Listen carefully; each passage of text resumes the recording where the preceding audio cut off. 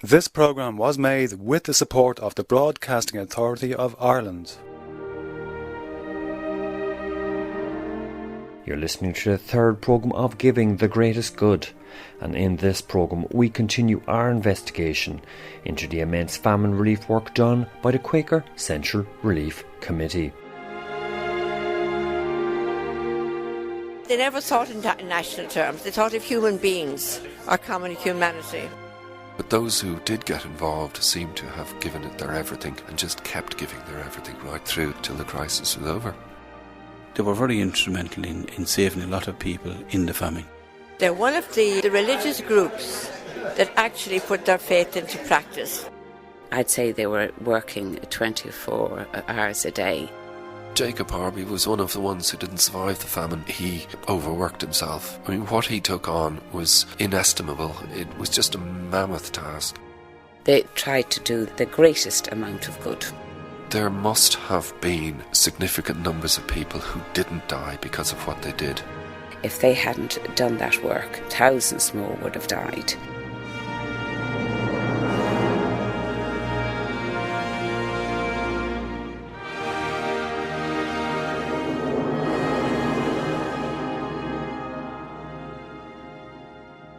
I'm Paul Wright and welcome to the third programme of Giving the Greatest Good. In our last programme, we threw light on various famine relief measures undertaken by the Quakers' Dublin-based Central Relief Committee to try alleviate the suffering of Irish famine victims from 1846 onwards. Those measures included short-term famine relief such as soup kitchens and distribution of clothing, as well as long-term relief through assistance to fisheries, agriculture and industry. We also heard various contributors explain that the reason that the Central Relief Committee was so effective in its work was because it was run by some of the top Quaker businessmen in Dublin of the mid-19th century. I'm talking about successful businessmen such as Joseph Bewley, Jonathan Pym and others. Historian Joan Johnson of the Friends Historical Committee of Ireland takes up the story. You're thinking of a person like Pym and Bewley on the top of their business skills, as it were, and using them. And they were articulate, illiterate men, well known in society, and would also have had access, into the political scene as well. I mean, they were writing letters to the government, going to meetings to get up schemes going up and down. So they were working full out.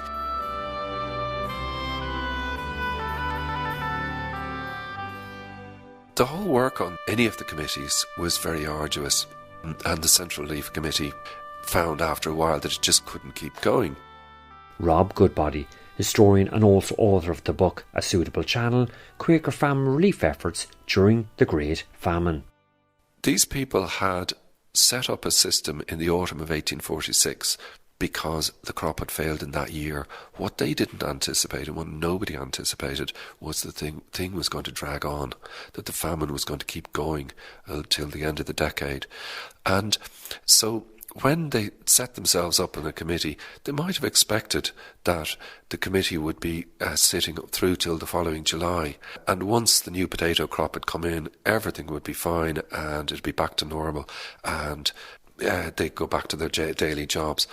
But when everything didn't come in rosy in the following harvest, and when it kept on going, the committees, everything got worse, because although there was some food coming in from the harvests, the knock-on effect of that really bleak season for 46-47 meant that you would have needed a very good return of the crops to turn everything back to normal, and that didn't happen. So the famine dragged on, and these people were meeting again and again, committee meetings happening with incredible frequency. These people were running their daily jobs as well. They had ordinary lives to run, businesses to run. They had to make sure, not just from their own point of view, but very much part of the Quaker business ethos in the 19th century and at other times was a responsibility to the employees. So if one person running a business chooses to run himself into the ground, then maybe that's his own choice. But he can't run his business into the ground because he's responsibility for his employees who have to be looked after as well. Not so much in a paternalistic way, but just because these people's jobs are under threat if the business is allowed to go. So they had to keep their businesses going, and at the same time they were running huge numbers of hours in the week on the relief committees, and it took its toll on their health. Many of them suffered.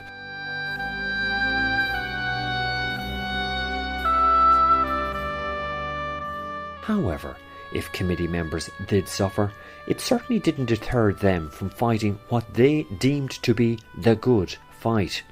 Indeed, they utilised every skill, talent and experience which they possessed to try alleviate Irish suffering. Historian Joan Johnson. They used their campaigning skills that they had used in previous decades. For example, I mentioned the anti-slavery campaign. They would have known how to go about things and would not rest until they got what they wanted. But they would write letters. I'd say 37,000 letters were written, and communications. 37,000. I mean, in the entire operation of the actual committee over the few years that it operated, that is a phenomenal amount of work. Oh, I'm amazed at it.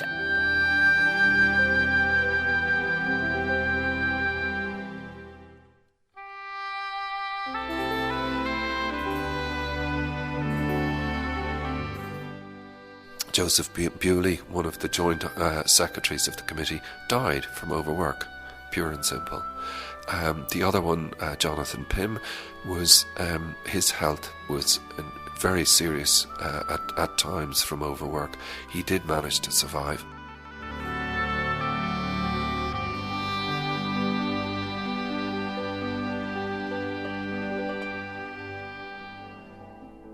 I see them now, brave warriors of light, against famine's horror, fighting the fight. Joseph Bewley's endless giving to help those barely living. But others on subcommittees on the relief committee died from fevers that they caught, from overwork, and sadly we don't actually know the scale of this because the committees didn't record so-and-so died last week, isn't at the committee because he died last week from overwork. They didn't record that. And a case in point might be Thomas Perry, who was on the Central Relief Committee, and he was also on the Clothing Subcommittee. And if you look through the attendance of the committees, he suddenly stops appearing. He's there regularly at both, and then he's not. And no mention anywhere. And I've found no reference in any records to the fact that the man had died. You have to look at his gravestone to find that the reason he stopped turning up at committees was because he died. So we don't know how he died. He wasn't old. What age was he about, Rob? He would have been in his 40s or probably early 50s. Oh, that young? Yeah.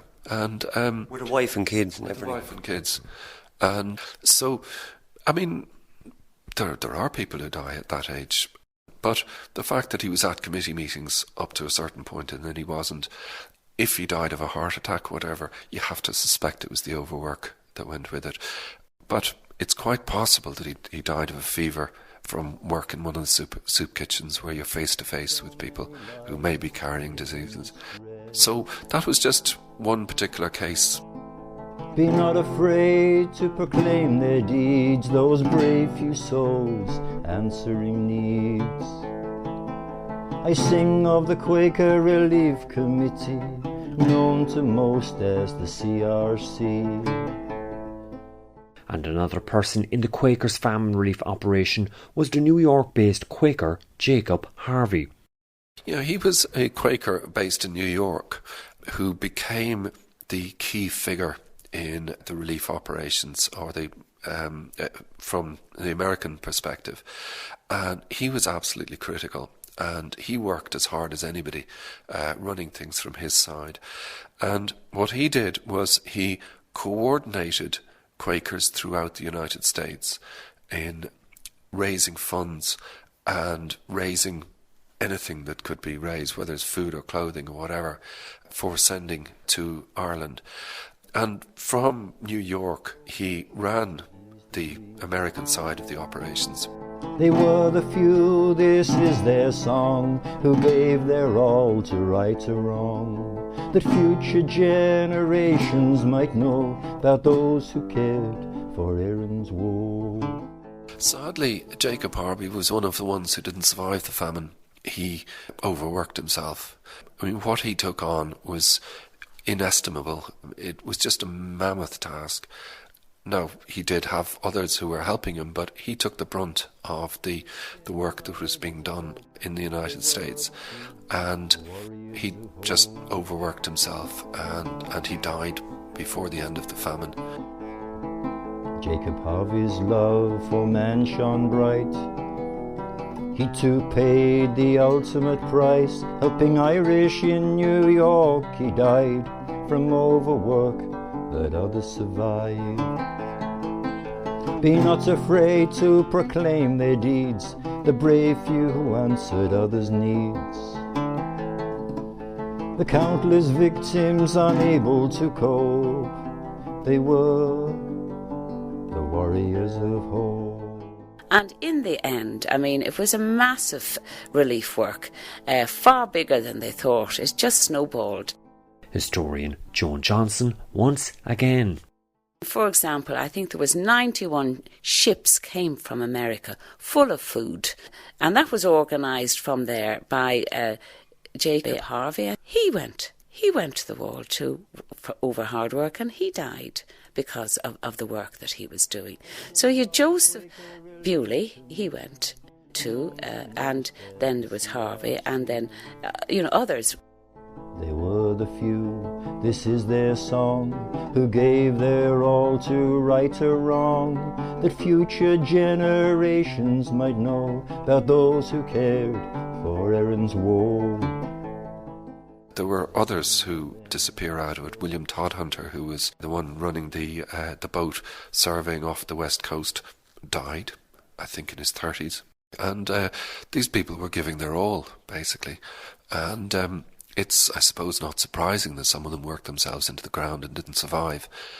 They saw themselves having a mission to carry out the work that they started. Having started it, they weren't going to give up. And they just kept going, and a significant number just didn't survive. The countless victims unable to cope, they were the few warriors of hope.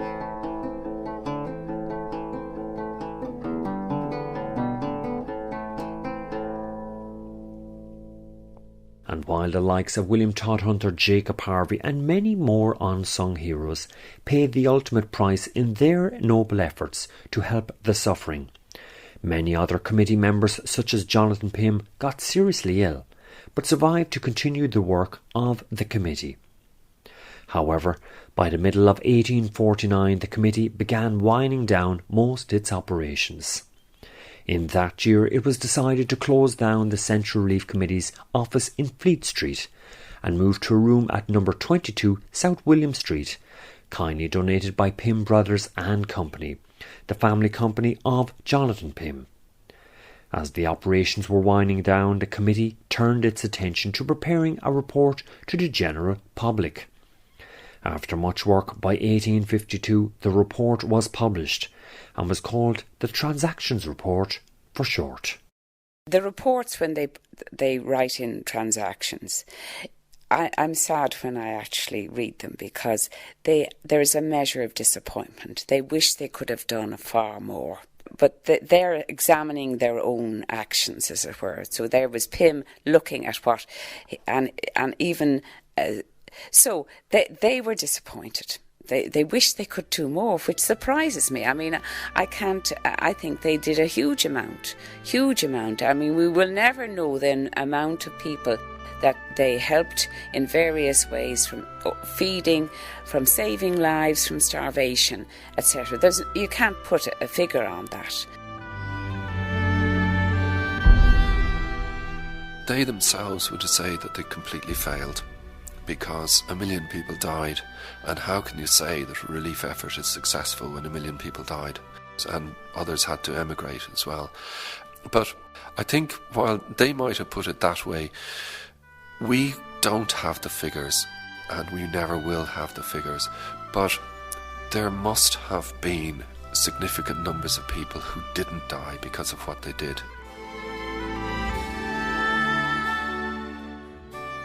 But I think maybe they were being too critical of themselves, and their aspirations were too. They were very disappointed. You'll see that when one reads the book.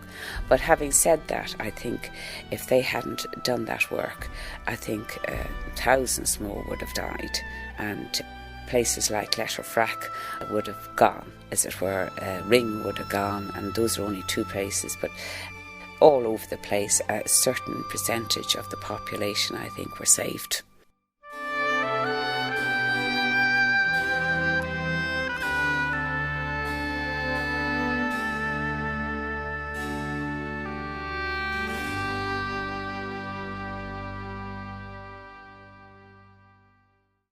And no investigation into the exploits of the Central Relief Committee during the famine would be complete without asking what motivated the committee members to give so much of their energies, their health and sometimes their lives, to give the greatest amount of good to so many people who crossed their path.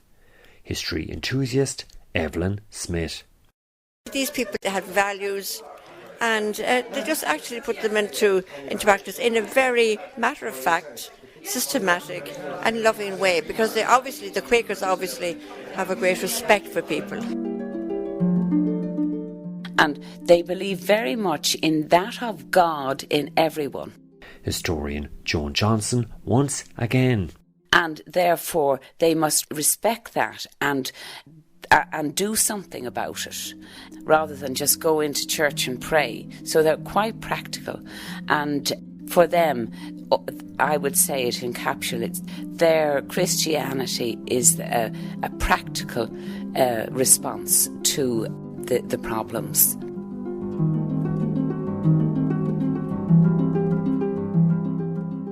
During its relief works, the Central Relief Committee handled almost £200,000 worth of aid. The donations from the United States were so great as to virtually overshadow all other sources. This was partly a result of the publicity organised by Quakers, but was also due to the Quaker organisation, providing a suitable channel through which relief could be brought to those who needed it efficiently and effectively.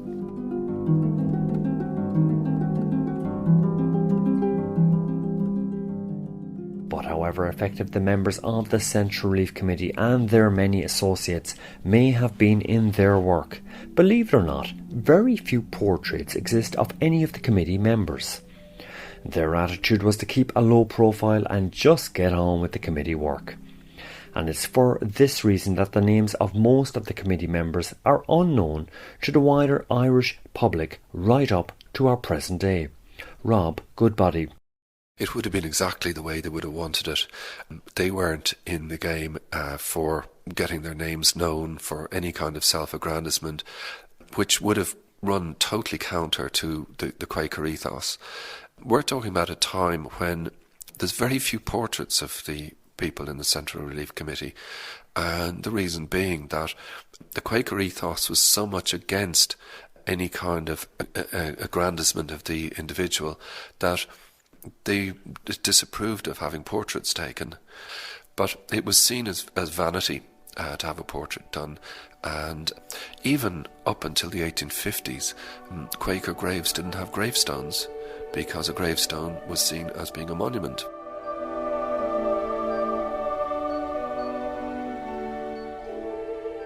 So these were people who, that was the ethos they came from. The anonymity of the Central Relief Committee would have been fine with them.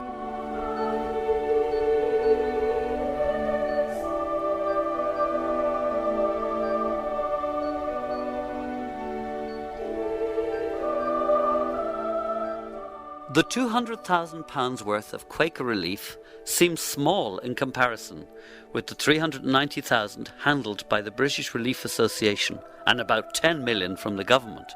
But it must not be forgotten how small the Society of Friends was in relation to the population as a whole. The efforts put in by this small band of workers left its impression on the Irish mind due to the wide range of relief offered and the even hand with which it was distributed. It is a mark of ultimate success of the operations that the Quaker relief work is still remembered all over Ireland today.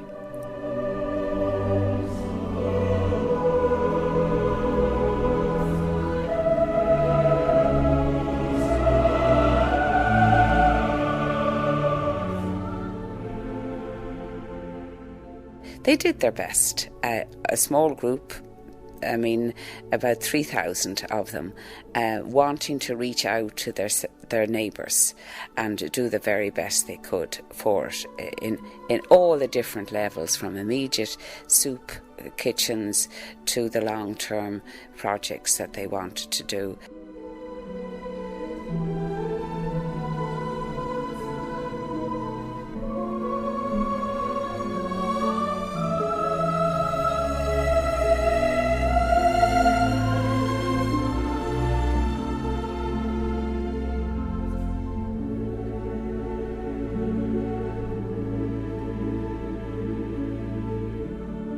They knew after a time that their health was suffering, and yet they kept going. They didn't know that at the outset it would be that bad.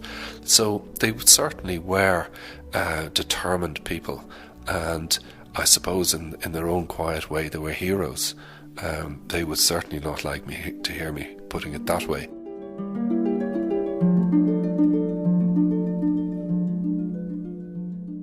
They're sort of people that I find very useful to keep them in my mind, to say, how would I have reacted at that stage? And I cannot convince myself that I would have been anything like as committed as these people were.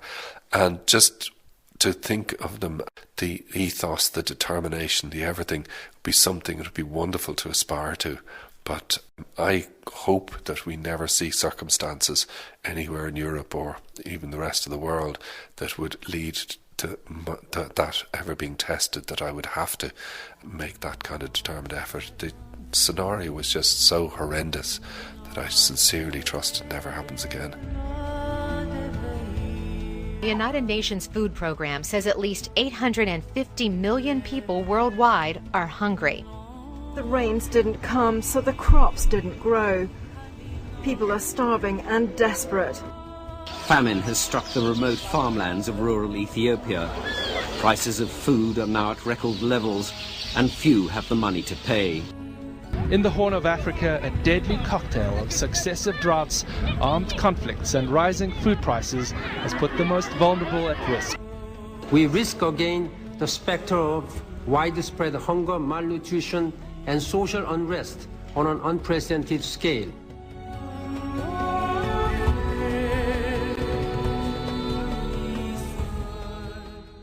The most heartwarming thing for me is that people remember that the Quakers fed them in Ireland, and if that memory is remembered, I think, and that there's a channel there, that the small group of people doing their best for their fellow Irishmen and are remembered. And certainly I was very pleased during the commemoration time that people were interested in the work of these Quakers who had tried to do the greatest amount of good.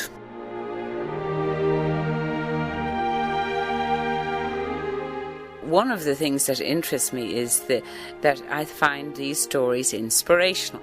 And I think they can, for other people, or give them the encouragement to do particular things, no matter how small.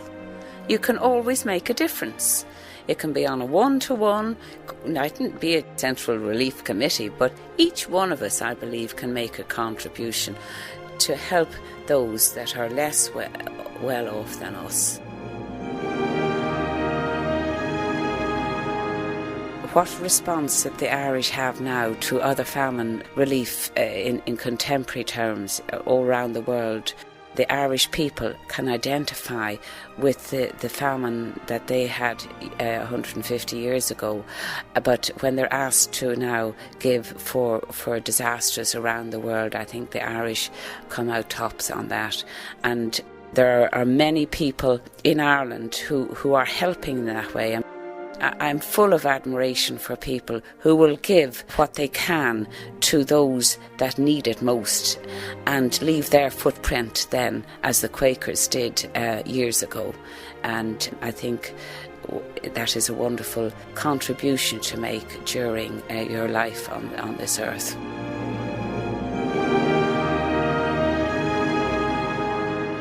The inspiration that they gave to later people who came on after them, that inspiration has got to have been a positive thing. So we come to the end of our odyssey of discovery into the heroic and unsung exploits of the Quaker Central Relief Committee, who, during Ireland's darkest hour, the Great Famine from 1845 to 1850, gave the greatest amount of good to help their fellow Irish men and women. This programme was made with the support of the Broadcasting Authority of Ireland, songs by Cliff Wedgbury. And to hear more heartwarming stories of Quaker famine relief efforts in Ireland during the Great Famine, then make sure to catch our next number 4 programme in this 9-part Giving the Greatest Good series.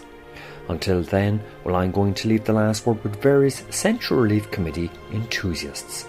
From myself, Paul Wright, bye for now. They knew something had to be done, and they did it in a practical way. Certainly there were people who put their necks on the line. It was a horrific time in Ireland. It was very, very sad. These people really put their money where their hearts were. They knew after a time that their health was suffering, and yet they kept going. They saw other human beings who were desperate, who needed help. It's a story showing that always there are good people, and that good people actually are effective. They certainly were determined people, and I suppose in their own quiet way they were heroes. If they hadn't done that work, thousands more would have died. There must have been significant numbers of people who didn't die because of what they did. They tried to do the greatest amount of good.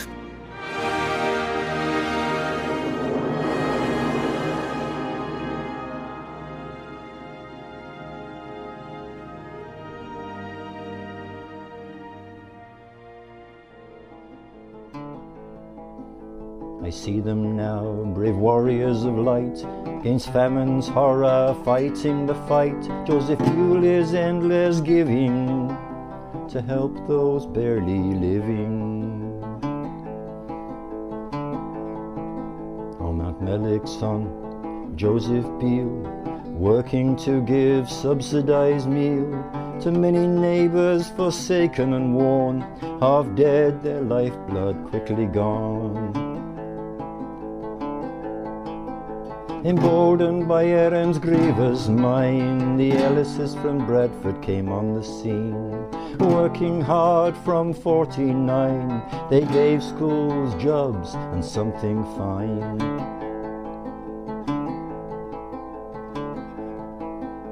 Be not afraid to proclaim their deeds, those brave few souls who answered needs. To countless victims unable to cope, they were the few warriors of hope.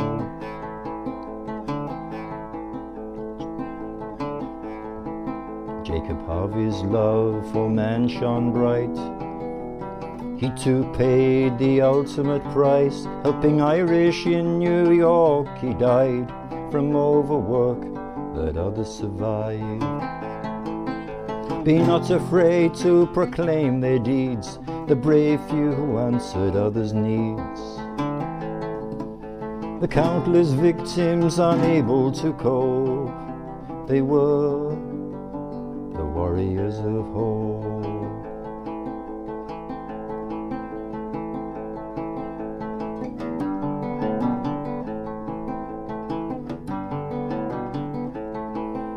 Be not afraid to proclaim their deeds, The brave few answered others' needs. The countless victims unable to cope, they were the few warriors of hope.